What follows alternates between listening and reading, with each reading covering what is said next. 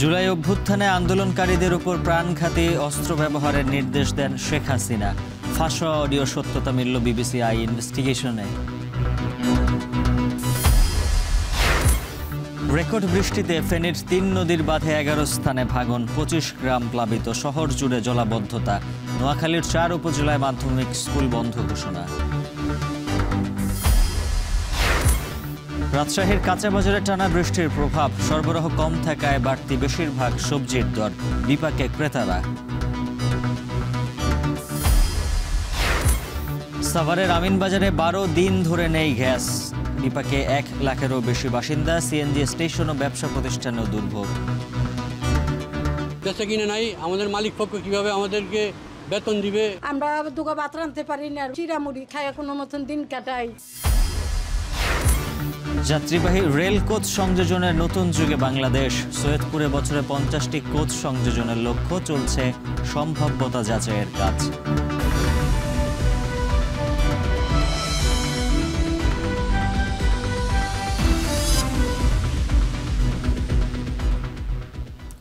স্বাগত এখন বাজারে, সঙ্গে আছে আমি উজ্জ্বল হাফিজ। জুলাই অভ্যুত্থানে আন্দোলনকারীদের দেখা মাত্র গুলি ও হত্যার অনুমতি দিয়েছিলেন শেখ হাসিনা নিজেই। সাবেক প্রধানমন্ত্রীর ফাঁস হওয়া ফোন কলগুলোর একটির অডিও যাচাইয়ের ভিত্তিতে এর সত্যতা নিশ্চিত করেছে বিবিসির আই ইনভেস্টিগেশন। ব্রিটিশ গণসংবাদ মাধ্যমটি জানায়, মার্চে অনলাইনে ফাঁস হওয়া ওই অডিওতে হাসিনাকে বলতে শোনা যায়, গেল বছর ছাত্র আন্দোলন দমনে প্রাণঘাতী অস্ত্র ব্যবহার করতে নিরাপত্তা বাহিনীকে তিনি নিজেই অনুমতি দেন।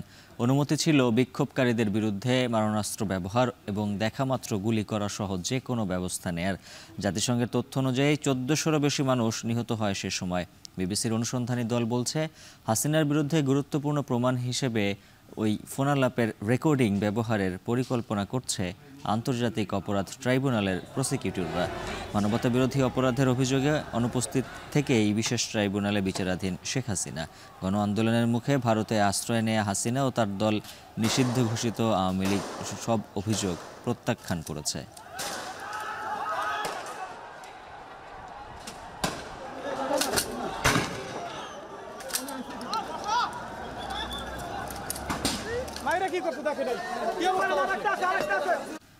টানা বর্ষণে ফেনীর ৩টি নদীর বাঁধের ১১টি স্থানে ভাঙন দেখা দিয়েছে, প্লাবিত হয়েছে ২৫টিরও বেশি গ্রাম।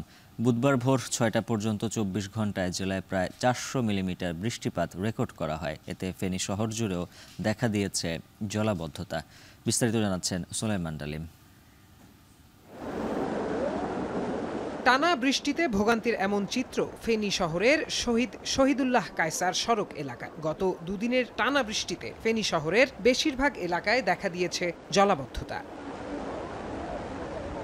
স্থানীয়রা বলছেন, পৌর কর্তৃপক্ষ বা পানি উন্নয়ন বোর্ড কেউই ২০২৪-এর ভয়াবহ বন্যার অভিজ্ঞতা কাজে লাগায়নি। খাল দখলমুক্তকরণে ব্যর্থতা ও ড্রেনেজ ব্যবস্থার সেই আগের বেহাল দশায় ফের ডুবেছে নগর। ২০২৪-এর যে বন্যা হচ্ছে, আমাদের আসলে ওইখান থেকে আমরা শিক্ষা নিতে পারি নাই, যেহেতু আমাদের যে প্রশাসন ছিল ওরা সঠিক একটা ব্যবস্থা নিতে পারে নাই, পানি উন্নয়ন বোর্ড ব্যবস্থা নিতে পারে নাই, ড্রেনেজ ব্যবস্থাগুলোর প্রতি একটুও নজর দেয় না আমার মনে হয় না বর্তমান প্রশাসন। যদি নজর দিত আমার মনে হয় না এই সামান্য বৃষ্টিতে এরকম পানি উঠতো। বাঁধগুলোর নির্মাণ হয় নাই, আবার ড্রেনেজ ব্যবস্থার কোনো উন্নতি হয় নাই।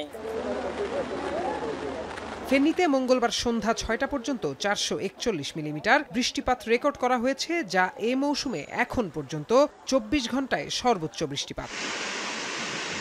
যার প্রভাবে সীমান্তবর্তী মুহুরী, কহুয়া ও সিলোনিয়া নদীর ১১ স্থানে বাঁধে ভাঙন দেখা দিয়েছে। এদিকে টানা বৃষ্টির কারণে শহরের এসএসকে সড়ক, রামপুর শাহীন একাডেমি এলাকা, পাঠানবাড়ি এলাকা, নাজির রোড, পেট্রো বাংলো সহ বিভিন্ন এলাকায় তৈরি হয়েছে জলাবদ্ধতা। বন্যা পরিস্থিতি বিবেচনায় ফুলগাজী উপজেলার ৯৯টি এবং পরশুরাম উপজেলায় ৩২টি আশ্রয়কেন্দ্র প্রস্তুত রাখা হয়েছে। ফেনী শহরে জলাবদ্ধতার জন্য স্থানীয়রা পৌর প্রশাসনের ব্যর্থতাকে দুষলেও প্রশাসক বলছেন ভিন্ন কথা। বড় বড় ড্রেন তৈরি করব এবং ড্রেনের মধ্যে আন্তঃসংযোগ আমরা করে দেব।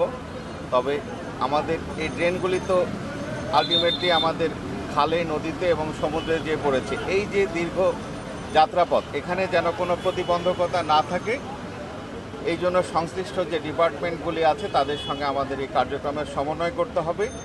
স্থানীয়রা বলছেন, নদী বাঁধের যথাযথ মেরামত, খাল দখলমুক্তকরণ ও নিষ্কাশন ব্যবস্থায় ড্রেনগুলোকে কার্যকর করা গেলে কমানো যেত দুর্ভোগ। এখন ফেনী। বৃষ্টি ও জলাবদ্ধতার খবর জানাতে ফেনী থেকে যুক্ত আছেন সহকর্মী সুলাইমান ডালিম। ডালিম, জানাবেন, এখনো তো বৃষ্টি হচ্ছে, আবহাওয়া অফিস কি বলছে, আর এই জলাবদ্ধতা নিরসনে প্রশাসনের পক্ষ থেকে কিছু বলা হয়েছে কিনার সার্বিক কি পরিস্থিতি জানাবেন? উজ্জ্বল, ফেনী শহরের গতকালকের যে পরিস্থিতি ছিল, গতকাল সন্ধ্যা এবং বিকেল পর্যন্ত একদম কোমর পরিমাণ যে পানির পরিস্থিতি ছিল, সেই পরিস্থিতির কিছুটা উত্তরণ হচ্ছে। আমরা এখন আছি ফেনী শহরের শহীদ শহীদুল্লাহ কায়সার সড়কে। আমরা দেখতে পাচ্ছি যে এখনও এই সড়কে কিছু এলাকায় পানি রয়েছে। এছাড়াও ফেনী শহরের অন্যান্য যেসব এলাকা রয়েছে, শহরের রামপুর, মাস্টারপাড়া, পেট্রো বাংলো, শান্তি রোড, চাঁদিপুর, পাঠানবাড়ি এলাকা সহ বিভিন্ন এলাকায় এখনও পানি রয়েছে। অপরদিকে ফেনীর সীমান্তবর্তী যে তিনটি নদী রয়েছে, মুহুরী, কৌয়া এবং সিলুনিয়া, সেই নদীর পানি কিন্তু বাড়ছে। ভারতীয় উজানের পানির ঢল এবং পাহাড়ি বর্ষণের ফলে কিন্তু সেই নদীগুলোর পানি বাড়ছে। পানি উন্নয়ন বোর্ডের সাথে আমরা কথা বলেছি সর্বশেষ রাতে। তারা আমাদেরকে যেটি জানিয়েছেন যে 137 সেন্টিমিটার উপর দিয়ে মুহুরী নদীর পানি কিন্তু বইছে। সেখানে কিন্তু যে তিনটি নদী রয়েছে, সেই তিনটি নদীর প্রায় 15টি স্থানে ভেঙেছে এবং 25টির মতো গ্রাম প্লাবিত হয়েছে পানি উন্নয়ন বোর্ডের দেয়া তথ্য মতে। সব মিলিয়ে শহরের পরিস্থিতি কিছুটা উত্তরণ হলেও সীমান্তবর্তী যে তিনটি নদী রয়েছে, সেই তিনটি নদী এবং সেসব এলাকায় কিন্তু বন্যা পরিস্থিতি কিছুটা অবনতির দিকে রয়েছে। সেখানে কিন্তু পানি কিছুটা বাড়ছে। আমরা কথা বলেছি আবহাওয়া অফিসের সাথে। আবহাওয়া অফিস আমাদেরকে যেটি জানিয়েছেন যে বিগত 24 ঘন্টায় ফেনীতে 399 মিলিমিটার বৃষ্টি হয়েছে। গতকালকে 24 ঘন্টায় কিন্তু 440 মিলিমিটার বৃষ্টি হয়েছিল, যেটি গতকালকে সারা দেশে সর্বোচ্চ পরিমাণ বৃষ্টি হয়েছিল।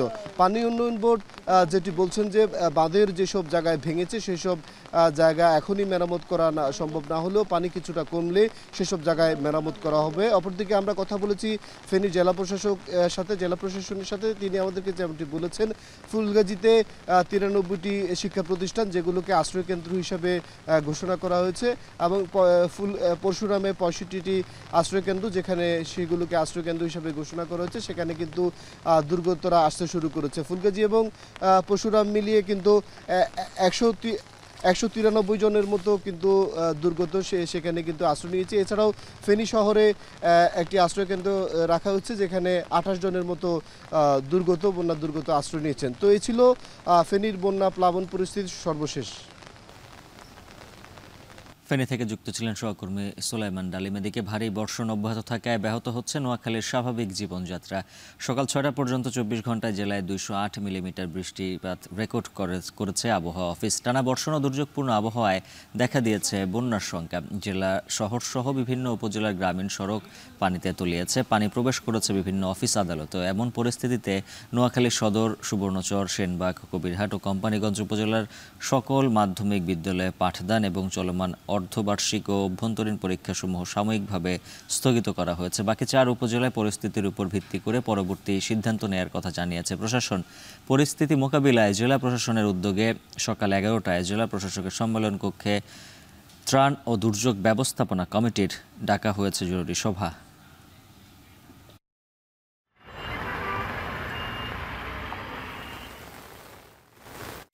টানা বৃষ্টিতে সাতক্ষীরা শহরে দেখা দিয়েছে জলাবদ্ধতা। হাঁটু পানিতে তলিয়ে আছে পৌরসভার নিম্নাঞ্চলেতে। চরম দুর্ভোগে পড়েছেন বাসিন্দারা।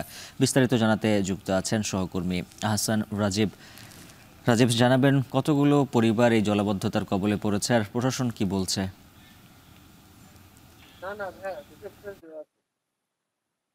সাতক্ষীরা গত কয়েকদিন ধরে সাতক্ষীরা কিন্তু টানা বৃষ্টিপাত হচ্ছে। যে বৃষ্টিপাতের ফলে সাতক্ষীরা পৌরসভা সহ সাতক্ষীরা সদর উপজেলা এবং সাতক্ষীরা আশাশুনি এবং তালা উপজেলায় 3টি উপজেলার বিস্তীর্ণ এলাকা কিন্তু জলাবদ্ধতায় রয়েছে বলে জানিয়েছেন সেখানকার বাসিন্দারা। বিশেষ করে সাতক্ষীরা পৌর এলাকার সুলতানপুর, কামালনগর, উত্তর কাটিয়া, বাকাল এই সমস্ত এলাকাতে কিন্তু পানি উঠে গেছে। বিশেষ করে নিচু যে সমস্ত এলাকা রয়েছে বাড়িঘরে কিন্তু হাঁটু সমান পানি আমরা এসে দেখেছি। সবচেয়ে বাজে অবস্থা এখানে সুলতানপুর এবং ইটাগাছা, কামালনগর এই সমস্ত এলাকায়, যে সমস্ত নিচু এলাকা রয়েছে এই সমস্ত এলাকায় কিন্তু বাড়িঘরে কিন্তু পানি উঠে গেছে। আমি এখন রয়েছি সাতক্ষীরা সুলতানপুর এলাকায়, পৌর এলাকার। এই সুলতানপুর এলাকার বাড়িঘরে কিন্তু আমরা দেখেছি এখানে কিন্তু বাড়িঘরে কিন্তু পানি উঠে গেছে। বিশেষ করে যে সমস্ত কাঁচা ঘর বাড়ি রয়েছে সেগুলো কিন্তু অনেকগুলো ঘর বাড়ি কিন্তু ধসে পড়েছে বলেও স্থানীয়রা আমাদেরকে বলছেন। এখানকার পৌর কর্তৃপক্ষ এখন পর্যন্ত পানি নিষ্কাশনে কোনো উদ্যোগও কিন্তু নেয়নি। এই অবস্থাটি গত এক সপ্তাহ ধরে এখানে চলছে। এই গত এক সপ্তাহ যে টানা ভারী বৃষ্টিপাত, সেই বৃষ্টিপাতের ফলে কিন্তু এই জলবদ্ধ অবস্থার সৃষ্টি হয়েছে। এখানকার ড্রেনেজ ব্যবস্থাগুলো ভেঙে পড়ার কারণে মূলত এই পানি নিষ্কাশিত হতে পারছে না। সাতক্ষীরা শহরে যে প্রাণসায়র খাল রয়েছে এবং আশপাশের যে নদী খালগুলো রয়েছে সেই নদী খালগুলোতে কিন্তু এই পানি যেতে পারছে না, যে কারণে মূলত এই জলবদ্ধ অবস্থার সৃষ্টি হয়েছে। এখানকার সদর উপজেলা নির্বাহী কর্মকর্তার সাথে আমাদের কথা হয়েছিল। তারা বলছেন যে তাদের প্রশাসনের উদ্যোগ থেকে পক্ষ থেকে তারা কিন্তু চেষ্টা করছেন এই পানি নিষ্কাশনের। এছাড়া পৌরসভা কর্তৃপক্ষ কিন্তু বলছে তারা ওয়ার্ড ভিত্তিক ড্রেনেজ ব্যবস্থাপনা যেগুলো রয়েছে সেই ওয়ার্ডের যে ড্রেনগুলো সেগুলো পরিষ্কার করার চেষ্টা করছেন, কিন্তু পানি আসলে যাওয়ার যে জায়গাটি সেটি না থাকার কারণে মূলত এই পানি কিন্তু এখানে জলবদ্ধ অবস্থায় রয়েছে। এছাড়া শহরের বাইরে বিশেষ করে ভোমরা স্থলবন্দর এলাকা, সাতক্ষীরা ধুলিয়ার, ব্রহ্মরাজপুর এবং লাপসা ইউনিয়নের বিস্তীর্ণ যে সমস্ত বিল এলাকা এবং নিচু অঞ্চল রয়েছে সেগুলোতে কিন্তু একই অবস্থা বিরাজ করছে। সেখানকার শত শত পরিবার কিন্তু পানিবন্দী অবস্থায় রয়েছে। সেখানে পানি নিষ্কাশনের কোনো পথ কিন্তু নেই। বিশেষ করে ঘের এলাকা যেগুলো রয়েছে, ঘের এলাকাগুলোতে ঘেরের উপর দিয়ে কিন্তু পানি যেতে পারছে না। সেখানে ঘেরের ভেড়িবাঁধ থাকার কারণে কিন্তু মূলত পানিগুলো আটকে রয়েছে বলে স্থানীয়রা অভিযোগ করছেন। যদিও প্রশাসনের পক্ষ থেকে বলা হচ্ছে যে তারা ঘেরগুলো থেকে পানি নিষ্কাশনের জন্য তারা উদ্যোগ নিয়েছেন এবং আগামী কয়েকদিনের মধ্যে পানি নিষ্কাশিত হবে বলে তারা আশা প্রকাশ করছেন। তবে টানা যে ভারী বৃষ্টিপাত, এই বৃষ্টিপাত অব্যাহত থাকলে এই জলাবদ্ধ পরিস্থিতি আরো ভয়াবহ হতে পারে। তো এই ছিল আমার কাছে সাতক্ষীরা থেকে জলাবদ্ধ পরিস্থিতির সবশেষ তথ্য। উজ্জ্বল। আহসান রাজীব জানাচ্ছিলেন সাতক্ষীরা থেকে জলাবদ্ধতার খবর। টানা বৃষ্টির প্রভাব পড়েছে রাজশাহীর সবজির বাজারে। পণ্য সরবরাহ কমায় বাড়তি বেশিরভাগ সবজির দর, এতে বিপাকে পড়েছেন ক্রেতারা। বিস্তারিত জানাতে রাজশাহীর খড়খড়ি বাজার থেকে যুক্ত আছেন সহকর্মী মারুফ হাসান। মারুফ, জানাবেন বাজারে বৃষ্টির প্রভাবে কতটা পড়লো আর বিভিন্ন সবজির দাম কেজিতে কত টাকা পর্যন্ত বেড়েছে?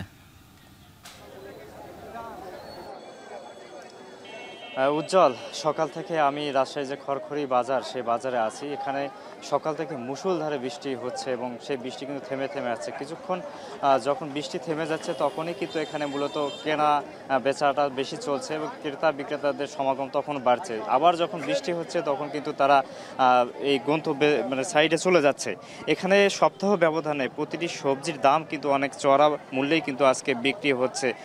যে সবজি গতকাল ছিল, পটল ছিল গত সপ্তাহে 20 টাকা, সেই পটল আজ বিক্রি হচ্ছে 25 টাকা দরে।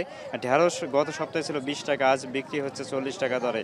আলু গত সপ্তাহে ছিল 22 টাকা, সে আলু আজ বিক্রি হচ্ছে 25 টাকা দরে।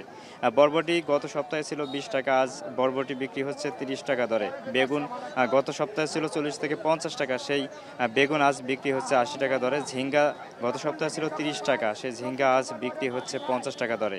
কলা ছিল 30 টাকা গত সপ্তাহে, আজ বিক্রি হচ্ছে 35 টাকা দরে। তবে বাজারে আদা এবং রসুনের দামটা কিন্তু এখনো স্থিতিশীল রয়েছে। এখানে যারা ক্রেতা আছেন তাদের সঙ্গে আমরা কথা বলেছি, তারা বলছেন যে এই বর্ষা মৌসুমে মূলত যে পণ্য বিশেষ করে সবজি সেগুলো সরবরাহ কম থাকার কারণেই দামটা অনেক বেশি নিচ্ছে এবং এখানে পাইকারি বিক্রেতার কাছ থেকে যখন খুচরা বিক্রেতারা নিয়ে সেটা বিক্রি করছে তখন তারা একটু আরও দাম বাড়িয়ে সেটা আসলে তাদের কাছে বিক্রি করছে। তবে ক্রেতারা বলছেন যে যদি বাজার মনিটরিং ঠিকঠাক করা হয় তাহলে এই যে খুচরা বিক্রেতা তারা বেশি দাম নিতে পারবেন না।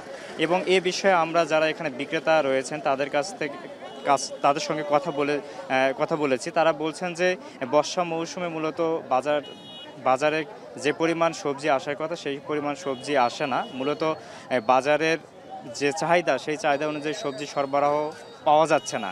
এবং পাশাপাশি তারা আরও বলছেন যে সবজির যে ক্ষেতগুলো রয়েছে সেগুলোতে পানি জমা থাকার কারণে কৃষকেরা মূলত সেই ক্ষেত থেকে সবজি তুলতে পারছেন না, যার কারণে সবজির যে সংকট সেটি কিন্তু এখনও এখানে দেখা যাচ্ছে। এই সবজির সংকটটার কারণে চাহিদা এবং সরবরাহ সব মিলিয়ে একটা অন্য ধরনের বিশৃঙ্খলা তৈরি হয়ে গেছে এবং যদি সরবরাহ পর্যাপ্ত পরিমাণ বাজারে থাকে তাহলে হয়তো এই দাম সাধ্যের মধ্যে থাকবে বলে জানাচ্ছেন। উজ্জ্বল, রাজশাহীর খড়খড়ি বাজার থেকে সবজির সর্বশেষ। মারুফ হাসান জানাচ্ছিলেন রাজশাহী থেকে সবজি বাজারের খবর। শরীয়তপুরের জাজিরায় পদ্মা নদীর ভাঙনে আশ্রয়হীন হয়ে পড়েছে ২৬টি পরিবার। ভাঙন থামলেও আতঙ্ক কাটেনি বাসিন্দাদের। ঘরবাড়ি ছেড়ে নিরাপদ স্থানে আশ্রয় নিলেও বৈরী আবহাওয়ায় ভোগান্তি বাড়িয়েছে তাদের। ভাঙন প্রতিরোধে জরুরি ভিত্তিতে জিও ব্যাগ ফেলার কাজ শুরু করেছে পানি উন্নয়ন বোর্ড। প্রশাসনের পক্ষ থেকে ভাঙন কবলিতদের মাঝে নগদ টাকা, টিন ও শুকনো খাবার বিতরণ করা হয়েছে। বিস্তারিত কাজী মনিরুজ্জামানের প্রতিবেদনে ছবি তুলেছেন সজীব খান। শরীয়তপুরের ওসিমউদ্দিন মাদবরকান্দি গ্রামের বাসিন্দা জয়নব বেগম স্বামীকে হারিয়ে জীবনযুদ্ধে একাই সংগ্রাম করে সব সম্বল দিয়ে বানিয়েছিলেন বসতঘর, কিন্তু সোমবারের আকস্মিক পদ্মার ভাঙনে বিলীন হয়ে যায় তার শেষ সম্বল ওই ঘরটি। আশ্রয় হারিয়ে দিশেহারা জয়নব। অনেক কষ্টের ঘর, অনেক কষ্ট করে ঘর দিয়েছি, নিজস্ব কাজে তো টিন কিন কাটতে আমি ঘর দিয়েছি। ঘরের স্কুল দরজারা আইতে আইতে ডুবে গেছে, সুন্দর ডুবে গেছে গা। জয়নব বেগমের মতো ভাঙনে নিঃস্ব হয়েছেন অন্তত ২৬টি পরিবার। শেষ সম্বলটুকু হারানোয় তাদের আহাজারিতে ভারী হয়ে ওঠে পদ্মার পার। নিরাপদ আশ্রয়ের সন্ধানে ছুটছেন তারা। এখানে বিল্ডিং উঠেছিল, এই পাশের দুইটা দোনোটাই তলায় নিয়ে গেছে গাঙ্গে কালকে। একজনের জায়গা দিছে রয়েছে, আমরা আপাতত মালপত্র বাইরে রয়েছে। দেখে কই দুই অবস্থা বালি বলি হালা দুই দিন পরে আবার লইয়া জায়গা এমনি যে ই করে যে একটা বাঁধ দিব, বেরি বাঁধ দিব, সেই ব্যবস্থা কেউ করে না। আমরা ডরে যাইতেছি, কিন্তু আমার বাহার কেলে বসত বাড়ি ঘর সবকিছু নিয়ে গেছে, আমার বাড়ি দেশে নাই। এই ভিতরের মনে করুন যে ওই সাইডে ভেঙে গেছে, ভেঙে যাওয়ার কারণে এই মাল বাই করতে পারতেছি না, আমি তো ফুটা করিয়া মাল বাই করতেছি। বাজারে ভাঙন হানা দেয় নির্ঘুম রাত কাটছে ব্যবসায়ীদের। এরই মধ্যে অনেকেই সরিয়ে নিয়েছেন দোকানের মালামাল। দোকান ঘর ফেলে কোথায় যাবেন তা নিয়ে দুশ্চিন্তায় তারা। আমার দোকানটা আগামীকালকে ভাঙ্গেলাম, কালকে ভাঙ্গেলা এসেছিলাম, মনে হয় এই মুহূর্তে অনেক চিন্তা ভাবনা করছি কালকে ভাঙবো। আমাদের দোকানপাটের মানে 50% মাল অলরেডি সরাই ফেলাইছি, মানে এখনো হুমকির মুখে আছে, কখন না জানি আমার শুরু হয়ে যায়। পানি উন্নয়ন বোর্ড বলছে নদীর গতিপথ পরিবর্তনের কারণেই এ ভাঙন। আর ভাঙন রোধে জিও ব্যাগ ফেলা হচ্ছে নদীর পাড়ে। এছাড়াও ভাঙন কবলিতদের যথাযথ সহায়তা দেয়া হচ্ছে বলেও জানান জেলা প্রশাসক। নদী ভাঙনে যারা ক্ষতিগ্রস্ত তাদের মাঝে আমরা খাদ্য সামগ্রী গতকাল রাতে বিতরণ করা হয়েছে। আজকে আমরা আর্থিক সহায়তা দিয়েছি, টিন বিতরণ করেছি এবং আমরা পানি উন্নয়ন বোর্ডের মাধ্যমে এখানে অলরেডি 150 ব্যাগ জিও ব্যাগ ফেলা হয়েছে। 400 ব্যাগ রেডি আছে, আরও রেডি করছে। স্রোতের কারণেই মূলত এই ভাঙনটা। আর আমাদের ব্যবস্থা হিসাবে গতকালকেই ভাঙনটা শুরু হয় বিকাল থেকে। আমরা রাতের মধ্যেই হচ্ছে প্রয়োজনীয় ব্যবস্থা নেই।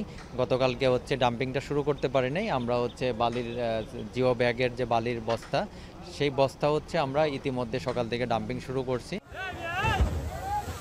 সোমবার বিকেলে পদ্মা সেতুর কনস্ট্রাকশন ইয়ার্ড রক্ষা বাঁধের 200 মিটার এলাকা আকস্মিকভাবে ধসে পড়ে। এতে ব্যবসা প্রতিষ্ঠান ও বসতঘর সহ 26টি স্থাপনা মুহূর্তেই নদীগর্ভে বিলীন হয়ে যায়। কাজী মনিরুজ্জামান, এখন শরীয়তপুর। শিক্ষার্থীদের সম্মিলিত প্রতিরোধের মুখে সর্বপ্রথম ছাত্রলীগ মুক্ত ক্যাম্পাস জাহাঙ্গীরনগর বিশ্ববিদ্যালয়। তবে এই অঞ্চলের নিয়ন্ত্রণ নিতে 15 জুলাই থেকে 5 আগস্ট পর্যন্ত ছাত্র জনতার ওপর অব্যাহত গুলি চালায় পুলিশ ও আওয়ামী লীগের নেতাকর্মীরা। 18 জুলাই গুলিবিদ্ধ ইয়ামিনকে পুলিশের এপিএস থেকে টেনে হিচড়ে নামানোর দৃশ্য দেখে কেঁদেছিল দেশবাসী। আশুলিয়ায় মরদেহ পোড়ানোর ঘটনা ইতিহাসে বিরল। আরও জানাচ্ছেন হাসিফ বিল্লাহ।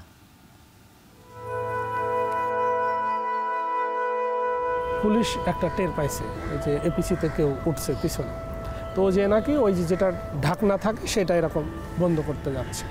তখন গাড়ি থেকে পুলিশ নেমে এসে শটগান দিয়ে তার একেবারে বুকে, মানে এটা পরিকল্পনা, তাকে বাঁচতে দেওয়া যাবে না। তখন ওরা ওখান থেকে না নামায়ে কয়েকবার করে রাউন্ড দিতে থাকে ওকে উপরে রেখেই, এবং এক ধরনের ভীতিকর পরিবেশ সৃষ্টি করে। যখন দেখছে যে কিছুটা ছাত্ররা পিছাই গেছে, ছাত্রজনতা, তখন হচ্ছে ওকে ওইভাবে ওখানে ফেলে দেয়। পারতপক্ষে ওই ভিডিওটা ইচ্ছাকৃতভাবে রিপিট করতে চাই না। এটা বাবা মা বা বোন বা যারা ওই লিসার কেউই আসলে চুপ থাকতে পারে না, প্রত্যেকের চোখে পানি চলে আসে। ওরা ভেবেছিল ইয়ামিনের ওপর গুলি করলেই দমে যাবে আন্দোলন, কিন্তু ইয়ামিনের সাথে পুলিশের এমন বর্বরতা দেখে ফুঁসে ওঠে ছাত্র জনতা, রাজপথে নেমে আসে লাখো ইয়ামিন। শুধু সাভারেই 18 জুলাই থেকে 5 আগস্ট পর্যন্ত শহীদ হন 50 ঊর্ধ্ব মানুষ। জুলাই আগস্ট গণ অভ্যুত্থানে আরেক বেদনার উপাখ্যান হয়ে আছে সাভারের শ্রাবণ গাজী। সাভার ডেইরিতে এই শহীদের কবরের পাশে আমাদের কথা হচ্ছিল তার মায়ের সঙ্গে। বলছিলেন, মালয়েশিয়ায় সফটওয়্যার প্রকৌশল পড়া শ্রাবণের বার্ষিক ছুটি পড়েছিল উত্তাল জুলাইয়ের ঠিক মাঝামাঝিতেই। বিদেশে পড়াশোনা করা ওই যুবক ঘরে থাকতে পারতেন, কিন্তু রক্তিম জুলাইয়ের আহ্বান তা হতে দেয়নি। পুরো জুলাই জুড়ে তো ছিলেনই, সামিল হয়েছিলেন অভ্যুত্থান দিনের শহীদি মিছিলে। কে জানে যে এত সুখের সংসারটা আমার একটা গুলির আঘাতে আবার শেষ হয়ে গেছে, সবকিছু আবার সব শেষ হয়ে গেছে। আমরা এখন ঘরের মধ্যে ভালো মতো থাকতে পারি না, যেদিকে তাকাই সেদিকে তো বসে থাকতো। মূলত 5 আগস্ট চরম ভয়ঙ্কর পরিস্থিতি তৈরি হয় ঢাকার এই প্রবেশ পথে। পুলিশের ব্যারিকেড ও মৃত্যু ভয় উপেক্ষা করে কয়েকশো মানুষ জড়ো হন জাহাঙ্গীরনগর বিশ্ববিদ্যালয়ে। শপথ নিয়ে ঢাকা অভিমুখে দ্রোহের যাত্রা শুরু হয় বেলা 11টার পর। শিক্ষক শিক্ষার্থীদের সঙ্গে অংশ নেয় অসংখ্য গার্মেন্টস শ্রমিক। বিপরীতে অস্ত্র গোলাবারুদ নিয়ে গণমানুষকে রুখে দিতে মরিয়া স্বৈরাচারের সহযোগীরা। প্রত্যেকটা এলাকায় মানুষজন অপেক্ষা করছে কখন জাহাঙ্গীরনগরের মিছিল আমার এলাকার সামনে দিয়ে যাবে, তখন সেখানে যুক্ত হব। তো যুক্ত হচ্ছে, তো এক পর্যায়ে আমরা পাকিজা পর্যন্ত যাওয়ার পর ওইখানে অনবরত গুলিবর্ষণ শুরু হয়। দেখলাম যে আমার ঠিক এক হাত সামনে একটা ছেলে আসলে তার ঘাড়ে গুলি লাগে এবং সে ওখানে পড়ে যায়। আমার হাতে স্লোগানের মাইক এবং কিছুজন মানুষ তাকে নিয়ে একদম আমার গা ঘেঁষেই শ্রাবণ গাজীকে কোলে করে নিয়ে যাচ্ছে। তখন শিক্ষকরা প্রায় 9-10 জন হাত তুলে পুলিশদেরকে নিবৃত্ত করার চেষ্টা করে, কিন্তু পুলিশরা কিন্তু সেই মিছিলে নির্বিচারে টিয়ার গ্যাস, গুলি সহ অনেক ধরনের আগ্নেয়াস্ত্র ব্যবহার করে।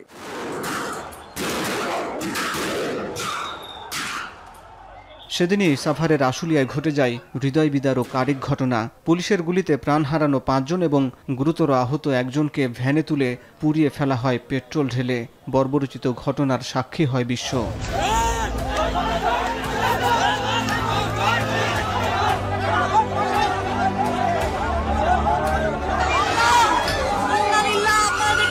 সাভার অঞ্চলে তীব্র আন্দোলন শুরু হয়েছিল এর 20 দিন আগে। 15 জুলাই সন্ধ্যায় জাহাঙ্গীরনগর বিশ্ববিদ্যালয়ে পূর্ব ঘোষিত মশাল মিছিলে হামলা করে ছাত্রলীগ। হামলার মুখে শিক্ষার্থীরা উপাচার্যের বাসভবনের সামনে অবস্থান নেন। পরে সেখানেও হামলা চালায় ছাত্রলীগ ও বহিরাগত অস্ত্রধারীরা।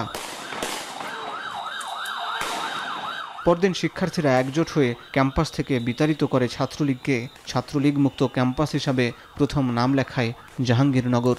যখন নারীদের উপর তারা আঘাত আনতে দ্বিধাবোধ করে না, তখন আসলে এই ক্যাম্পাসের সকল শিক্ষার্থী ফুঁসে ওঠে। প্রশাসন আমাদের এই হামলার উপযুক্ত জবাব তো দেয়নি, বরঞ্চ আশেপাশে সন্ত্রাসীদের ভাড়া করে এনে এবং পুলিশ প্রশাসনকে এনে ছাত্রলীগের সহকারে আমাদের উপরে একটা নারকীয় হত্যাযজ্ঞ চালায়। সম্প্রতি 15 জুলাইকে কাল রাত হিসাবে ঘোষণা করেছে বিশ্ববিদ্যালয় প্রশাসন। এক পর্যায়ে যখন গণ অভ্যুত্থানের 1 বছর পর নতুন বাংলাদেশ গড়ার কাঙ্ক্ষিত স্বপ্ন কতটা পূরণ হলো প্রশ্ন ছিল তাদের কাছে। আমরা ইন্ডিয়ার আধিপত্য আমরা মানি না, আমরা স্বৈরাচারের কোনো কথায় আমরা থেমে থাকবো না।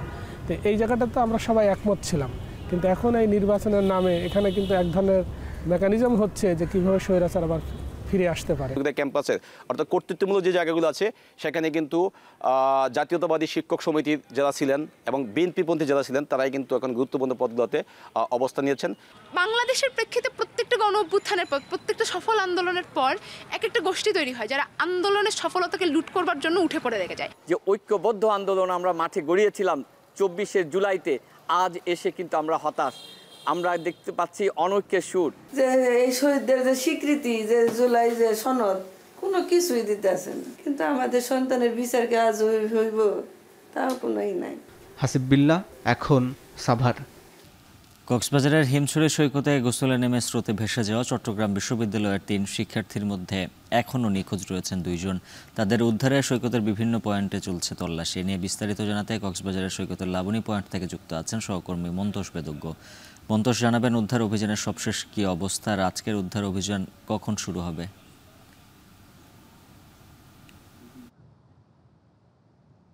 ইতিমধ্যে আজকে সকালেও ফায়ার সার্ভিসের একটি টিম পেচার দ্বীপের যে জায়গাটিতে কক্সবাজার টেকনিক মেরিন ড্রাইভ সড়কের যে হিমছড়ি এলাকা, হিমছড়ির পেচারদ্বীপ এলাকা, সেই এলাকায় যেখানে গতকাল দুর্ঘটনাটি ঘটেছিল সেখানে ফায়ার সার্ভিসের একটি টিম কাজ করছে, পাশাপাশি লাইফগার্ড সদস্যরাও সেখানে অবস্থান করছেন। এর বাইরে সৈকত, এটি যেহেতু দীর্ঘ 120 কিলোমিটার সমুদ্র সৈকত, এর বিভিন্ন পয়েন্টে আসলে লাইফগার্ড সদস্য এবং ট্যুরিস্ট পুলিশের কিছু সদস্য কিন্তু আজকে উদ্ধার তৎপরতা ইতিমধ্যে শুরু করেছেন। এবং গতকাল আমরা একজন লাইফগার্ড সদস্যের সাথে কথা বলছিলাম, তিনি গতকাল রাত 3টা পর্যন্ত সেই জায়গাটিতে ছিলেন এবং আজকে কিছুক্ষণ আগে তিনি এই লাবণী পয়েন্টে এসেছেন। এভাবে বিভিন্ন পয়েন্টে কিন্তু লাইফগার্ড সদস্য, পুলিশ সদস্য এবং যারা ফায়ার সার্ভিসের কর্মী রয়েছেন তারা কিন্তু পৃথকভাবে অবস্থান নিয়েছেন এবং সাগরে যে ঘুরে দেখা সেটি কিন্তু তারা করছেন। মূলত এখানে একটি তথ্য জানিয়ে রাখি,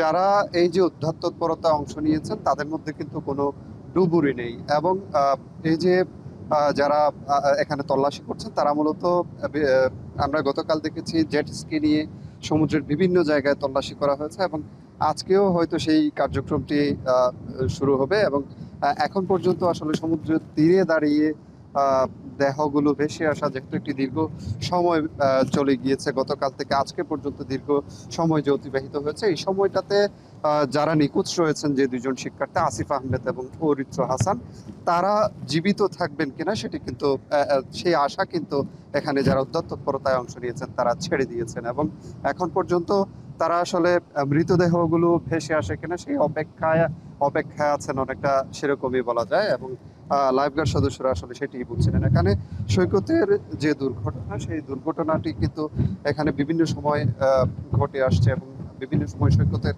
বিভিন্ন জায়গায় আসলে যখন গুপ্তকাল তৈরি হয়, বিশেষ করে সৈকতের বিভিন্ন জায়গা থেকে বালু উত্তোলন করা হয়েছে পৃথকভাবে, অনেক জায়গায় হোটেলের বর্জ্য গিয়ে সাগরে নেমেছে। এইসব জায়গায় কিন্তু ছোট ছোট অনেক গুপ্তকাল এই দীর্ঘ সৈকতে তৈরি হয়েছে এবং এই গুপ্তকালগুলো যখন আসলে জোয়ার তৈরি হয় তখন দৃশ্যমান থাকে না এবং এই পরিস্থিতিতে আসলে দুর্ঘটনাগুলো ঘটে যখন তারা কোনো পর্যটক যখন সেখানে সমুদ্র স্নানে নামেন এবং তারা আসলে তাদের পেছনে যে একটি ফাঁদ, আসলে মৃত্যু ফাঁদ লুকিয়ে থাকে, সেই বিষয়টি টের পান না। এরকম ক্ষেত্রে কিন্তু দুর্ঘটনা ঘটে। বিশেষ করে নির্জন যে সৈকত এলাকা, এখানে 120 কিলোমিটার দীর্ঘ সৈকতের মাত্র 5 কিলোমিটারের নিরাপত্তা ব্যবস্থা রয়েছে, বাকি 115 কিলোমিটার এলাকা কিন্তু অরক্ষিত বলা যায়। এবং যেহেতু সেখানে লাইফগার্ডের তৎপরতা নেই কিংবা অন্যান্য উদ্ধারকারী কোনো সংস্থার তৎপরতা সেখানে নেই, সেখানে যখন কোনো পর্যটক বিপদাপন্ন পরিস্থিতিতে পড়েন তাদের উদ্ধারে কিন্তু ব্যবস্থা নেই, সেই কারণে দুর্ঘটনাগুলো ঘটে। এই ছিল কক্সবাজার সৈকত থেকে আমার কাছে সবশেষ। কক্সবাজার থেকে যুক্ত ছিলেন সহকর্মী মন্তোষ বেদজ্ঞ। সাভারের আমিনবাজার এলাকায় 12 দিন ধরে নেই গ্যাস। ঘরের রান্নায় গ্যাস না পেয়ে বিপাকে ওই এলাকার লক্ষাধিক মানুষ। খাবারের জন্য বিকল্প উপায়ে রান্না করছেন কেউ কেউ, আবার কারো কারো ভরসা হয়ে উঠছে হোটেল রেস্তোরাঁ। তবে গ্যাস সংকট সবচেয়ে বেশি ক্ষতি করছে সিএনজি স্টেশন, ছোট ব্যবসা প্রতিষ্ঠানগুলোর। দুর্ভোগ পোহাতে হচ্ছে পরিবহন খাত সংশ্লিষ্টদের। হুমায়ুন কবিরের প্রতিবেদনে থাকছে বিস্তারিত। সাভারের আমিনবাজারের বড়দেশি গ্রাম, 12 দিন ধরে এলাকায় গ্যাস নেই, তাই রান্না করতে হচ্ছে লাকড়ির চুলায়। শুধু ডালিয়া বেগম নয়, পুরো এলাকায় একই দুর্ভোগ। রান্না খাওয়ার সমস্যার পাশাপাশি খাবার কিনে খেতে লাগছে বাড়তি অর্থ। ছেলে অফিসে যায়, ভাত নিতে পারে না, মনে করেন অনেক কষ্ট করে খায়, আবার আমরা অনেক কষ্ট করে পাক শাক করি। এলাকাবাসী বলছেন 12 দিন আগে আমিনবাজার এলাকার প্রধান লাইনে গ্যাস লিকেজ থেকে আগুন লাগে। নিরাপত্তার বিবেচনায় গ্যাস সংযোগ বিচ্ছিন্ন করে দেয় তিতাস। এখন পর্যন্ত গ্যাস সংকটের দুর্ভোগ কাটেনি। মেঘে ভিজতাছি আর যে চুলায় আগুন জ্বলতেছে, একবার নিভে যায় একবার জ্বলে। আমরা এসে পাক করা পারি না, রান্না করা পারি না, সবার না খাওয়া। আমরা দুগা ভাত রাঁধতে পারি না, রুগী বাচ্চায় ওখানে এই যে চিরামুড়ি খায় কোনো মতন দিন কাটাই। গ্যাস না থাকায় বন্ধ হয়ে গেছে সিএনজি স্টেশনগুলো। প্রভাব পড়ছে গ্যাস সম্পৃক্ত অন্যান্য ব্যবসা প্রতিষ্ঠানেও। দ্রুত সমস্যা থেকে মুক্তি চাইছেন ভুক্তভোগীরা। আমাদের সিএনজি স্টেশন বন্ধ এবং গাড়ি ড্রাইভারদের তাদের অনেক দুর্ভোগ এবং তিতাস গ্যাসের আধুনিক কোনো যন্ত্রপাতি না থাকার কারণে আজকে আমাদের অনেক দিন যাবৎ আমরা ভোগান্তি। এদিকে তিতাস কর্তৃপক্ষ জানায়, দুর্ঘটনার পর মেরামত শুরু হলেও লিকেজ স্থলে অত্যধিক বালু থাকায় ব্যাক পেতে হচ্ছে। এছাড়াও ওই এলাকায় লোডশেডিং বাড়ায় মেরামতে কিছুটা ধীরগতি দেখা দিয়েছে। একটা জায়গায় আমার পাইপ আছে, পাইপটা লোকেট করে ওই জায়গাটা ফাঁকা রাখা হয়েছে, ওই দিক দিয়ে প্রচুর পরিমাণে বালি এবং পানি আসছে। তো আপাতত ওইখানে একটা 3 মিলিমিটার শীট দ্বারা সাপোর্ট দেওয়া হয়েছে। আমরা আশা করতেছি আগামী 1-2 দিনের ভিতরে কাজটা ইনশাল্লাহ কমপ্লিট হয়ে যাবে। দ্রুত গ্যাস সরবরাহ নিশ্চিত ও ভবিষ্যতে এমন পরিস্থিতি যেন সৃষ্টি না হয় সেদিকে লক্ষ্য রাখার দাবি স্থানীয়দের। হুমায়ুন কবির, এখন, সাভার।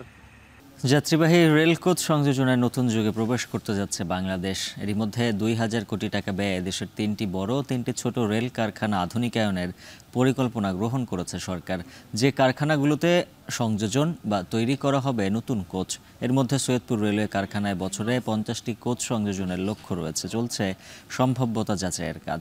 অর্থায়ন নিশ্চিত হলে 2 বছরের মধ্যেই পাওয়া যাবে সুফল। আরও জানাচ্ছেন আমিরুল বাপ্পি। 1870 সালে যাত্রা শুরু সৈয়দপুর রেলওয়ে কারখানার। আসাম বেঙ্গল রেলওয়ের যোগাযোগ নির্বিঘ্ন রাখতে সৈয়দপুরে কারখানা তৈরি করে ব্রিটিশরা, যেখানে রেল কোচ তৈরি সহ চলত মেরামতের কাজ।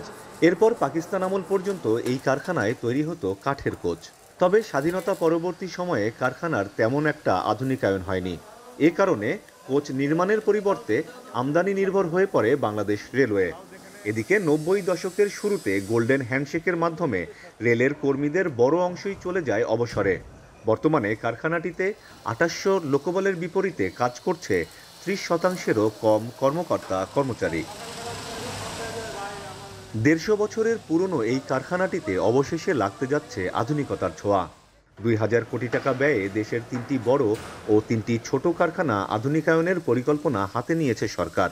সৈয়দপুর কারখানা ছাড়াও পার্বতীপুর লোকোমোটিভ, চট্টগ্রামের পাহাড়তলীর বড় কারখানা এবং পার্বতীপুর, ঢাকা ও চট্টগ্রামের 3টি ছোট কারখানা আধুনিক হলে দৃশ্যপট পাল্টে যাবে খুব শিগগিরই। এর মাধ্যমে কয়েক দশক বাদে আবারও কোচ সংযোজনের যুগে প্রবেশ করবে সৈয়দপুর রেলওয়ে কারখানা।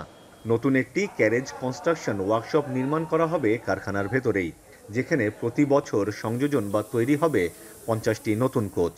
আমাদের রিসোর্স রয়েছে, আমাদের জ্ঞান, মেধা, প্রজ্ঞা সব কিছুই রয়েছে। আমরা যদি একটু সাজিয়ে নিতে পারি, আমাদের লক্ষ্যে আমরা ট্রেন আপ করতে পারি, তা আমাদের লোক দিয়ে আমরা কোচ তৈরি করতে পারবো, মেরামতো করতে পারবো, সব কিছুই সম্ভব। ইতোমধ্যে কয়েকবার সম্ভাব্যতা যাচাই করেছে পরিদর্শক দল। আগামী বছরের জুনের মধ্যে সম্পন্ন হবে নকশা প্রণয়নের কাজ। 2 বছরের মধ্যে কোচ নির্মাণ শুরু করা যাবে বলে আশাবাদী কর্মকর্তারা। 2026 সালের জুন মাসের মধ্যে আমাদের ডিটেল ডিজাইন অ্যান্ড এস্টিমেশনের কাজটা কমপ্লিট করা।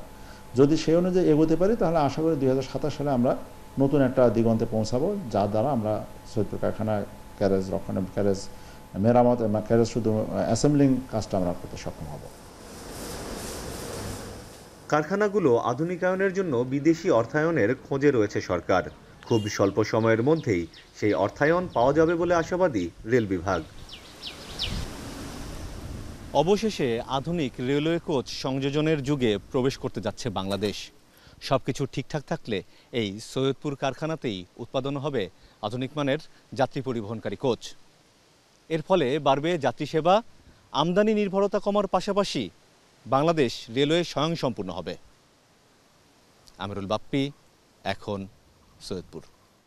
নেপাল চীন সীমান্তে ভয়াবহ বন্যায় প্রাণ গেছে কমপক্ষে 8 জনের। নেপালে নিখোঁজ রয়েছেন 20 জন, চীনে অন্তত 11। চলছে উদ্ধার কাজ। মঙ্গলবার তিব্বত অঞ্চলে মুষলধারে বৃষ্টি আর পাহাড়ি ঢলে ভোটে কাশী নদী প্লাবিত হয়ে ধসে পড়ে দুই দেশকে যুক্ত করা মৈত্রী সেতুর ভাঙনে বন্ধ রয়েছে নেপাল চীন সীমান্ত বাণিজ্য। চীন থেকে আমদানিকৃত পণ্যগুলো বোঝাই অনেকগুলো কন্টেইনারও ভেসে গেছে তীব্র স্রোতে। নেপালের নোয়াকোট জেলায় ত্রিশুলী নদীর তীরবর্তী এলাকাতেও উদ্ধার অভিযানে ব্যস্ত সেনাবাহিনী। ভারতের হিমাচলে বন্যায় মৃতের সংখ্যা ছাড়িয়েছে 80-তে। বর্ষা শুরুর এই সময়ে পাকিস্তানেও বন্যায় প্রাণ গেছে 38 শিশুসহ 79 জনের। টেক্সাসের বন্যা ভয়াবহ হবার পেছনে 3টি কারণ খুঁজে বের করেছে বিবিসি। ব্রিটিশ গণমাধ্যমটির দাবি, মাত্র 6 ঘন্টায় 4 মাসের সমপরিমাণ বৃষ্টির পেছনে প্রাকৃতিক কারণের পাশাপাশি দায়ী ভৌগোলিক অবস্থান, যাতে প্রভাবক হিসেবে কাজ করেছে জাতীয় আবহাওয়া দপ্তরের কর্মী ছাঁটাই। আরও জানাচ্ছেন নাফি আরমান মনন। টেক্সাসের ভয়াবহ বন্যায় প্রাণহানি বাড়ছে প্রতিনিয়ত।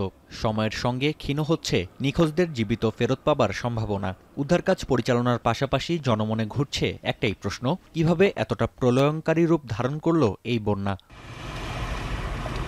উত্তর খোঁজার চেষ্টা করেছে বিবিসি। বিশেষজ্ঞদের সঙ্গে কথা বলার পর বের হয়েছে বন্যার প্রাণঘাতী রূপ ধারণের 3টি কারণ।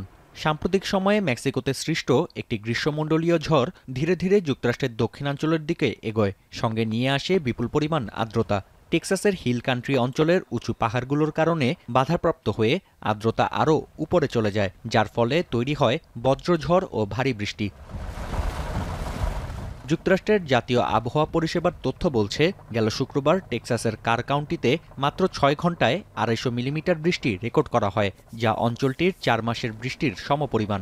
গুয়াডালুপে নদীর উপচে পড়া পানির তীব্র স্রোত ভাসিয়ে নিয়ে যায় আশপাশের বাসিন্দাদের।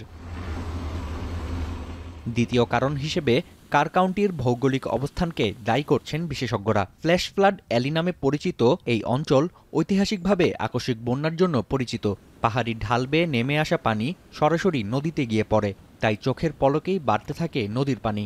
4 জুলাই ভোররাতে মাত্র 1.5 ঘন্টার মধ্যে গুয়াডালুপে নদীর পানির উচ্চতা 10 ফুট থেকে বেড়ে পৌঁছায় প্রায় 30 ফুটে। এখানেই চলে আসে তৃতীয় কারণ। শুক্রবার বিকেলে বন্যা সতর্কতা জারি করা হলেও গভীর রাতে সেটিকে আকস্মিক বন্যা সতর্কতায় পরিণত করা হয়। মুঠোফোনে সতর্কবার্তা পাঠানো হলেও গভীর রাত হওয়ায় অনেকেই ঘুমের মধ্যে হারিয়েছেন প্রাণ। এক্ষেত্রে বিশেষজ্ঞদের ধারণা, মার্কিন আবহাওয়া দপ্তরে কর্মী ছাঁটাইয়ের কারণে বন্যার আগাম পূর্বাভাস দেয়া সম্ভব হয়নি। I suspect the folks did their job, but I don't know under what circumstances or conditions. A lot of the weather forecast offices now are not operating at full complement of staff, which means that you're really putting an extra burden on these folks. I don't know how much that was a factor in what happened in Texas. বন্যার পূর্বাভাস দেয়ায় জাতীয় আবহাওয়া দপ্তরের গাফিলতির অভিযোগ খতিয়ে দেখতে সরকারের প্রতি আহ্বান জানিয়েছেন সিনেটের ডেমোক্র্যাট নেতা চাক শুমার। যদিও কর্মী ছাঁটাইয়ের কারণে দুর্যোগের পূর্বাভাসে প্রভাবের অভিযোগ প্রত্যাখ্যান করেছে হোয়াইট হাউস। নাফিয়া আরমান মনন, এখন বিশ্ব। এখন বাজার শেষ করার আগে শিরোনামগুলো জানিয়ে দিচ্ছে আরও একবার। জুলাই অভ্যুত্থানে আন্দোলনকারীদের উপর প্রাণঘাতী অস্ত্র ব্যবহারের নির্দেশ দেন শেখ হাসিনা। ফাঁস হওয়া অডিওর সত্যতা মিলল বিবিসি ইনভেস্টিগেশনে।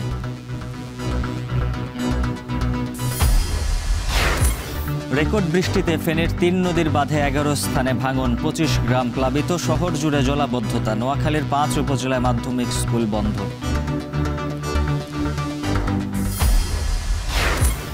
রাজশাহীর কাঁচাবাজারে টানা বৃষ্টির প্রভাব, সরবরাহ কম থাকায় বাড়তি বেশিরভাগ সবজির দর।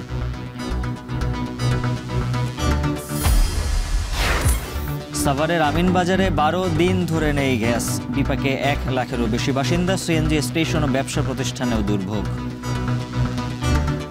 গ্যাসটা কিনে নাই, আমাদের মালিক পক্ষ কিভাবে আমাদেরকে বেতন দিবে? আমরা দুগা ভাত রাঁধতে পারি না, চিরামুড়ি খায় কোনো মতন দিন কাটাই। যাত্রীবাহী রেল কোচ সংযোজনের নতুন যুগে বাংলাদেশ। সৈয়দপুরে বছরে 50টি কোচ সংযোজনের লক্ষ্য, চলছে সম্ভাব্যতা যাচাইয়ের কাজ। আর এই ছিল এখন বাজারের আয়োজন। এখন টেলিভিশন ওয়েবসাইটে দেখুন এখন.টিভি, ফেসবুকে দেখুন facebook.com/tv.এখন, সরাসরি ইউটিউবে দেখুন youtube.com/c/echontv।